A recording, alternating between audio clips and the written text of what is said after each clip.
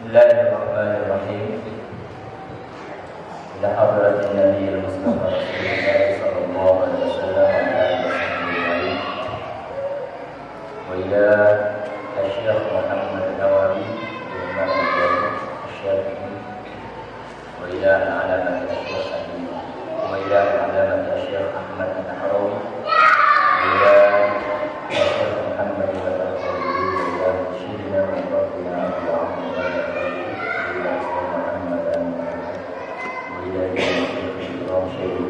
Al-Fatihah.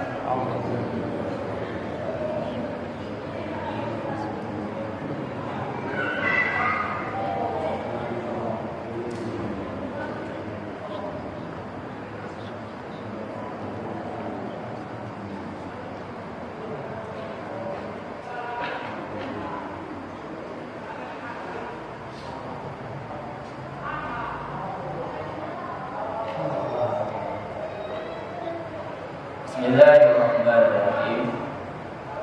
Alhamdulillahi rabbil alamin.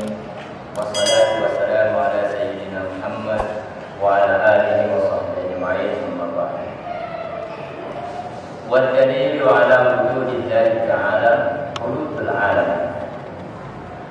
Ai wujudu ba'da. Fatahibul dalili an taqula al-alam hayyun wa kullu hayyin lahu salihun tafrudun natijatu al-alamu lahu salihun. Hada huwa dalilul aqli. Wa amma kaunu salihin wallahu ta'ala wahdahu la syarika lah falaysa mustabadan min ad-dalili bal min ar-rusul alaihi wassalatu wassalam. Fatakbah bi hadhihi al-mas'alati wa inna makana wujudul alami dalilan ala wujudi ta'ala لأن العالم قبل وجوده كان ممكنا أي وجوده وعدمه على حد سواء فوجوده مساو لعدمه وعدمه مساو لوجوده ولما وجد وزال عنه العدم علمنا أنه ترجح وجوده على عدمه فقد كان هذا الوجود مساويا لعدمه ولا يصح أن يترجح على العدم بنفسه فتعين أن له مرجحا وهو الذي أوجد وهو الله تبارك وتعالى.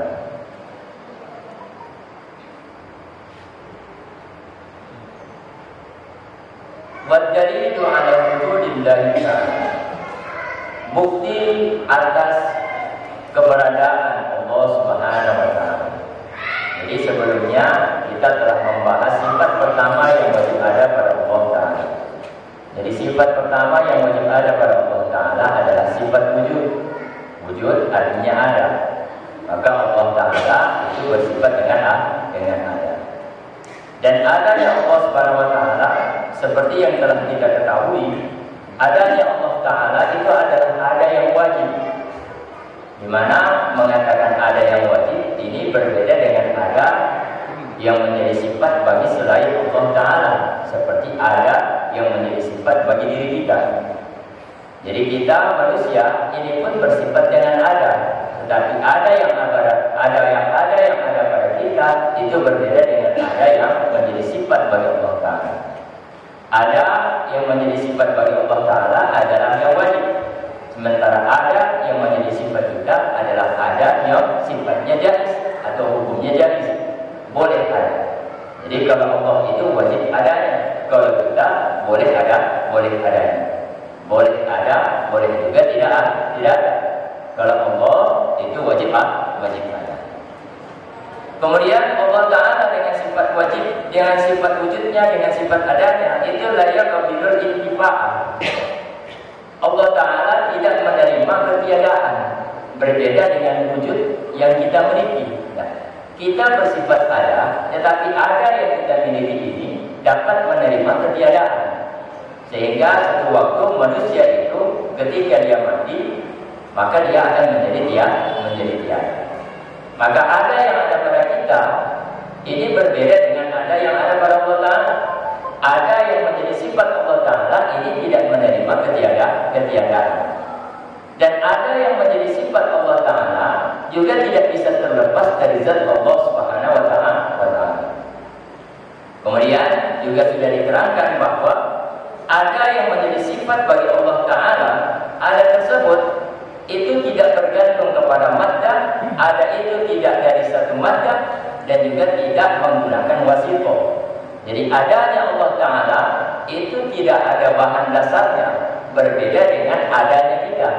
Adanya kita ini dengan memiliki dasar. Dasarnya apa? Dasarnya adalah setetes air mani. Lalu dari air mani itu berubah menjadi segumpal darah, dari segumpal darah itu berubah menjadi segumpal daging hingga seterusnya. Berbeda dengan wujud Allah Ta'ala. Adanya Allah Ta'ala ini tidak memiliki asal. Artinya tidak bisa kita katakan Allah Subhanahu Wa Ta'ala itu awalnya setetes air mani, berubah menjadi darah, berubah menjadi segumpal daging, lalu menjadi Allah Subhanahu Wa Ta'ala. Dan adanya Allah Ta'ala itu tidak membutuhkan wasithah, tidak membutuhkan perantara. Berbeda dengan wujud kita. Adanya kita ini membutuhkan kepada perantara. Perantara yaitu dengan adanya ibu dan bapak kita, maka kita menjadi Adam. Dan sementara Nabi Adam sendiri yang tidak memiliki bapak dan ibu, Nabi Adam ini tetap membutuhkan perantara. Perantaranya itulah Allah Subhanahu Wa Ta'ala. Karena Allah Subhanahu Wa Ta'ala yang mengadakan Nabi Adam. Maka Allah Subhanahu Wa Ta'ala itu tidak memiliki maddah, tidak memiliki asal, dan Allah Subhanahu Wa Ta'ala itu tidak memiliki perantara. Maka tidak bisa kita katakan Allah itu dari setetes air mani umpamanya, dan tidak bisa kita katakan Allah Subhanahu Wa Ta'ala itu memiliki ayah dan ibu sehingga Allah itu menjadi ada, dan tidak bisa kita katakan bahwa Allah Subhanahu Wa Ta'ala itu membutuhkan pencipta untuk mengadakan Allah Subhanahu Wa Ta'ala. Karena yang seperti demikian adalah ada selain Allah Subhanahu Wa Ta'ala, bukan adanya Allah Subhanahu Wa Ta'ala. Setelah kita mengakhiri, setelah kita mengetahui dan meyakini bahwa Allah Subhanahu Wa Ta'ala itu bersifat ada, maka kita pun harus memiliki dalil. Kita pun harus tahu bukti atas keberadaannya Allah Subhanahu Wa Ta'ala. Kenapa kita harus tahu buktinya? Karena terkadang manusia yang sudah meyakini bahwa Allah Subhanahu Wa Ta'ala itu ada, apabila dia tidak mengetahui dalilnya, terkadang dia bertemu dengan seseorang yang akan membuat dia ragu, sehingga dia pun ragu kalau Allah Subhanahu Wa Ta'ala itu ada. Apabila dia tidak bertemu dengan orang-orang seperti itu, terkadang muncul di dalam hatinya was-was. Was-was yang datang dari setan, di mana setan ini akan membisikkan di dalam hatinya bahwasanya Allah Subhanahu Wa Ta'ala itu tidak ada. Maka perlulah orang ini untuk mengetahui dalil, bukti atas wujudnya Allah Subhanahu Wa Ta'ala, bukti atas adanya Allah Subhanahu Wa Ta'ala, supaya apa? Supaya dia dapat menguatkan keyakinannya, dan dia juga dapat menolak syubhat, yaitu keraguan-keraguan yang datang dari luar atau datang dari dirinya. Maka oleh karena itu pada malam ini kita membahas sedikit tentang bukti keberadaan Allah Subhanahu Wa Ta'ala. Wa dalilu ala wujudillahi ta'ala, bukti atas keberadaan Allah Subhanahu Wa Ta'ala yaitu hududul alam, yaitu sifat baharu yang ada pada alam ini. Alam yang dimaksud adalah masiwallahi ta'ala, apapun selain daripada Allah Subhanahu Wa Ta'ala itu disebut dengan alam. Makanya di dalam Al-Fatihah, alhamdulillahi rabbil alamin, segala puji milik Allah. Allah adalah Rabb, Allah adalah Tuhan al-alamin, semesta alam. Alam itu apa? Alam itu adalah masiwallah. Alam itu adalah apapun selain daripada Allah Subhanahu Wa Ta'ala, itu disebut dengan alam. Kenapa disebut dengan alam? Alam ini diambil dari kata dasar alamatun. Alam ini diambil dari kata dasar alamat. Alamat itu secara bahasa artinya tanda. Maka selain Allah Ta'ala ini disebut dengan alam. Kenapa? Karena selain Allah Ta'ala ini adalah tanda. Atas apa? Tanda atas wujudnya Allah Subhanahu Wa Ta'ala. Maka Allah ciptakan langit, Allah ciptakan bumi. Apa saja yang ada di dalam langit, apa saja yang ada di dalam bumi, itu semuanya sebenarnya adalah tanda atas atas keberadaan Allah Subhanahu wa Ta'ala. Tetapi bagaimana alam ini bisa menjadi tanda atas keberadaan Allah Subhanahu wa Ta'ala? Adapun alam ini bisa menjadi tanda atau bisa menjadi bukti atas keberadaan Allah Subhanahu wa Ta'ala. Hal itu dengan melihat dari sisi sifat hudud, sifat baharu yang ada pada alam tersebut. Sifat baharu artinya apabila kita melihat keadaan daripada alam tersebut, alam itu memiliki keadaan yaitu berubah-ubah. Berubah-ubah, ada kalanya dia bergerak, ada kalanya dia tidak bergerak. Ada kalanya dia bergerak, ada kalanya dia diam. Maka bergerak dan diam itu adalah dua keadaan yang berubah-ubah. Seseorang yang awalnya diam, kemudian dia bergerak, maka bergerak itu yang terjadi setelah awalnya diam, bergerak itu awalnya tidak ada, kemudian menjadi ada. Seseorang ketika dia bergerak, kemudian dia diam, maka diam yang terjadi pada orang tersebut awalnya tidak ada, kemudian menjadi ada. Maka seseorang yang bergerak dan juga diam, seseorang ini tidak terlepas dari keadaan yang disebut dengan baharu. Baharu artinya ada yang diawali dengan tidak ada. Maka karena seseorang yang bergerak dan dia tidak terlepas dari keadaan yang baharu, yaitu ada yang diawali dengan tidak ada, otomatis orang tersebut pun diawali dengan tidak ada. Maka manusia yang selalu bergerak, manusia yang selalu diam, manusia ini tidak terlepas daripada keadaan berubah-ubah. Keadaan yang berubah-ubah itu menuntut bahwa manusia itu adalah sesuatu yang awalnya tidak ada, kemudian menjadi ada. Jika manusia itu awalnya tidak ada, kemudian menjadi ada, maka tentunya manusia ini butuh kepada pencipta yang akan mengadakan manusia tersebut. Dan pencipta yang mengadakan manusia itu tentunya haruslah ada. Karena jika pencipta yang mengadakan manusia itu tidak ada, mana mungkin dia bisa mengadakan manusia. Nah, maka pencipta dengan dasar alam semesta, dengan dasar apapun selain Allah Subhanahu wa Ta'ala yang telah ada ini, pencipta itu harus ada. Kemudian siapakah pencipta itu sebenarnya? Pencipta itu sebenarnya adalah Allah Subhanahu wa Ta'ala. Tetapi pencipta itu adalah Allah, ini tidak dapat dibuktikan dengan dalil yang sudah disebutkan. Artinya penciptanya adalah Allah, ini tidak dapat dibuktikan dengan adanya langit dan adanya bumi. Lalu dari mana kita mengetahui pencipta langit dan bumi ini adalah Allah? Kita mengetahui itu melalui para nabi dan para rasul yang telah diutus oleh Allah Subhanahu wa Ta'ala.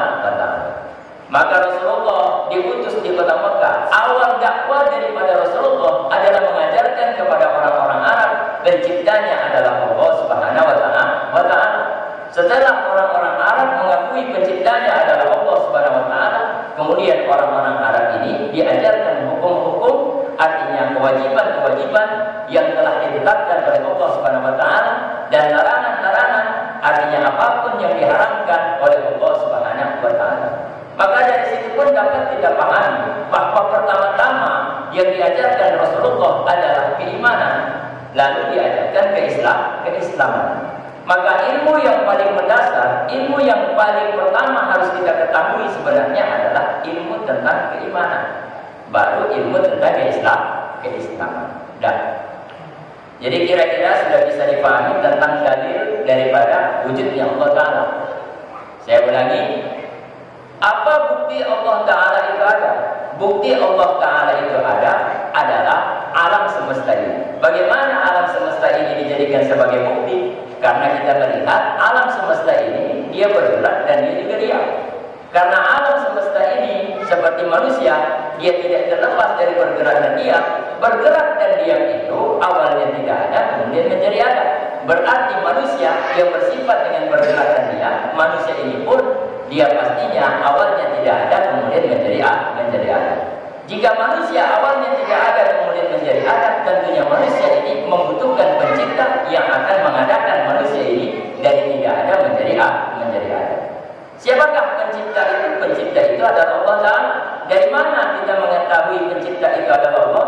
Kita mengetahui itu melalui para rasul. Sebagaimana dijelaskan di dalam Al-Quran, Qul huwallahu ahad, katakan oleh engkau wahai Muhammad, Tuhan yang ditanyakan oleh orang-orang kafir itu, Tuhan itu adalah Allah. Tuhan itu bernama Allah. Nah, maka setelah kita mengetahui sifat yang pertama yaitu wujud, dan kita pun telah mengetahui dalilnya. Dan kenapa? Karena seseorang sekedar mengetahui sifat yang ada pada Allah, jika dia tidak mengetahui dalilnya, berarti orang ini bertaklid. Dan orang ini bertaklid. Dalam urusan etika, tidak cukup semata-mata bertaklid. Nah, kita harus mengetahui dalilnya. Berbeda dengan urusan ibadah. Kalau dalam urusan ibadah, kita yang tidak mampu menggali hukum dari Al-Quran dan Hadis, maka kita diwajibkan bertaklid. Nah, pahami bedanya ya? Dalam urusan ibadah, kita yang tidak mampu menggali hukum dari Al-Quran dan Hadis, kita wajib bertaklid. Tetapi dalam urusan etika, dalam urusan keimanan, kita tidak boleh bertaklid. Nah, bertaklid artinya apa? Bertaklid artinya kita mengetahui sesuatu, tetapi kita tidak mengetahui dalilnya. Itu namanya taklid. Nah, maka kita yang telah meyakini Allah itu ada, kita harus tahu dalil. Apa dalilnya Allah itu ada? Jadi dalilnya seperti yang sudah dijelaskan tadi. Berbeda dengan urusan sholat. Sholat itu hukumnya wajib. Apa dalilnya? Kita tidak wajib tahu. Nah, kita tidak wajib tahu. Yang wajib kita ketahui, sholat itu hukumnya apa? Wajib atau haram atau mubah, dibolehkan. Nah, setelah kita mengetahui sholat itu hukumnya wajib, adapun dalilnya itu tidak wajib kita ketahui. Nah, makanya Allah Subhanahu wa taala di dalam Al-Qur'an berfirman, was'alu ahla dzikri in kuntum la ta'lamun. Bertanyalah kalian kepada orang-orang yang selalu berzikir, artinya orang-orang yang memiliki ilmu pengetahuan jika kalian tidak mengetahui. Artinya dalam urusan agama, dalam urusan ibadah, dalam urusan hukum, apabila kita tidak mengetahui hukum sesuatu, maka kita diperintahkan untuk bertanya kepada pakar hukum tersebut. Ya. Bertanya tentang apa? Bertanya tentang hukumnya. Setelah dijelaskan tentang hukumnya, apabila kita ingin mengetahui dalilnya, dibolehkan. Tetapi jika kita tidak mengetahui dalilnya, itu pun tidak berdosa. Itu dalam urusan hukum. Nah, jadi sholat barangkali banyak orang yang tahu dalilnya. Apa dalil yang mewajibkan sholat? Aqimus sholat. Nah, wudu, siapa yang tahu dalilnya? Tidak ada kan orang yang tahu dalilnya di sini. Yang kita tahu wudu itu hukumnya wajib. Orang yang tidak berwudu kemudian dia sholat, sholatnya tidak sah. Nah, nggak begitu. Nah, maka dalam urusan ibadah, dalam urusan hukum, kita memang tidak diwajibkan mengetahui dalilnya. Tetapi berbeda hal itu dengan urusan akidah, berbeda hal itu dengan urusan keimanan. Nah, setelah kita mengetahui sifat wujud yang ada pada Allah, kita harus tahu dalilnya. Kenapa? Karena jika dalilnya kita tidak mengetahui, ini bakal berbahaya bagi diri kita sendiri. Karena akan muncul keraguan-keraguan di dalam keyakinan kita kepada Allah Subhanahu wa taala. Dan apabila kita sudah ragu kepada Allah taala, maka keimanan kita telah hilang pada waktu itu. Nah, maka setelah kita tahu tentang sifat wujud dan dalil atas wujudnya Allah taala, sekarang yang kedua, sifat kedua yang wajib kita ketahui yang ada pada Allah taala adalah sifat al-qidam. Saya bacakan. Al-sifatus tsaniyah al-wajibatu lahu ta'ala al-qidam. Sifat kedua yang wajib bagi Allah taala adalah al-qidam, adalah sifat qidam. Apa itu sifat qidam? Qidam itu artinya adamul awwaliyah lil wujud. Adamul awwaliyah lil wujud, tidak ada permulaan bagi wujudnya Allah Subhanahu wa taala. Maka sifat kedua yang wajib ada pada Allah taala itu disebut dengan sifat qidam. Qidam itu artinya apa? Qidam itu artinya tidak ada permulaan bagi wujudnya Allah Subhanahu wa taala. Maka tentunya Allah yang bersifat dengan qidam berarti Allah taala itu tidak berawal dengan ketiadaan. Nah, paham? Sifat kedua yang wajib ada pada Allah adalah sifat qidam. Qidam artinya ada berawaliyah di wujud. Tidak ada permulaan bagi wujudnya Allah Ta'ala. Allah kita yakini ada. Lalu setelah kita meyakini Allah itu ada, apakah Allah ada permulaannya? Ada permulaan dengan makna apakah Allah awalnya tidak ada kemudian menjadi ada? Nah, sebagaimana makhluk yang awalnya tidak ada kemudian menjadi ada. Oh tidak, Allah Subhanahu wa Ta'ala itu tidak diawali dengan tidak ada. Maka keadaan tidak diawali dengan tidak ada, ini disebut dengan sifat qidam. Nah, maka wajib kita meyakini sifat kedua yang ada pada Allah Ta'ala, yaitu sifat qidam. Qidam artinya tidak berawal dengan tidak ada. Apa dalil Allah Subhanahu wa Ta'ala itu tidak berawal dengan tidak ada? Kita katakan dalilnya, apabila Allah Subhanahu wa Ta'ala tidak bersifat qidam, artinya tidak berawal dengan tidak ada. Apabila Allah Subhanahu wa Ta'ala tidak bersifat qidam, maka otomatis Allah Ta'ala itu bersifat dengan hudus, bersifat dengan bahari. Bersifat dengan hudus artinya apa? Artinya Allah akan berawal dengan tidak ada. Jika Allah tidak bersifat qidam, berarti Allah bersifat dengan bahari. Dan jika Allah bersifat dengan baharu, artinya jika Allah Ta'ala itu awalnya tidak ada kemudian menjadi ada, otomatis Allah Subhanahu wa Ta'ala akan membutuhkan pencipta. Allah awalnya tidak ada. Kalau awalnya tidak ada kemudian menjadi ada, berarti Allah butuh kepada pencipta yang akan mengadakan Allah Subhanahu wa Ta'ala. Tetapi mengatakan Allah Ta'ala itu butuh kepada pencipta, ini mustahil. Kenapa mustahil? Karena jika Allah butuh kepada pencipta, otomatis pencipta itu pun akan butuh kepada Allah. Kenapa? Karena Allah Ta'ala adalah pencipta. Jika Allah butuh kepada pencipta yang lain, pencipta